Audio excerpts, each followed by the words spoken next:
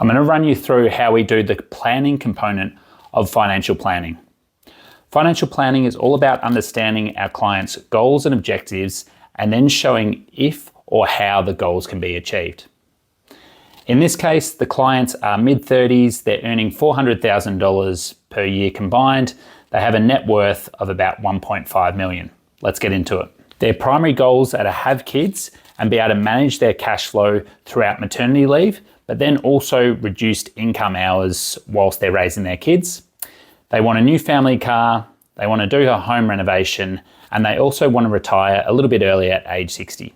So firstly, what we're looking at are their projected income and expenses throughout the years. So what we're doing is we're projecting what their salaries will be like across each year.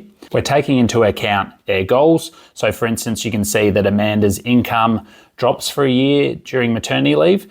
And then after that, what we have is her earning 70% of her income from then on. We're showing their different investment income, tax refunds, purchasing of their cars.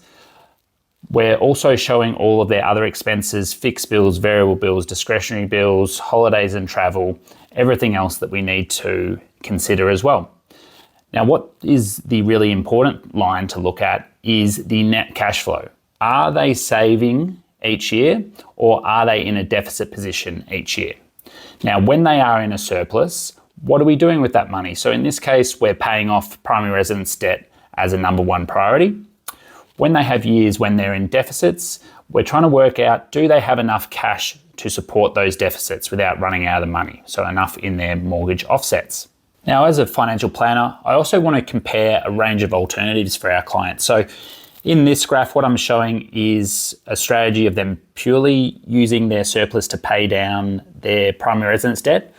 But what happens if we still put a majority into the primary residence home loan, but we also start making some extra super contributions? And what you can see here is the anticipated net benefit on the asset position over that duration is about $65,000 a year by putting in some super contributions rather than just putting it all into the mortgage. The good news for Amanda and Charlie is they're actually in a really good financial position. So what I've done is a third modeling scenario where we've actually increased the renovation budget from $50,000 for a very small cosmetic renovation to $400,000 to do more of a structural renovation to add more rooms in. And you can see that that is the green line. So it does have an effect on the net asset position.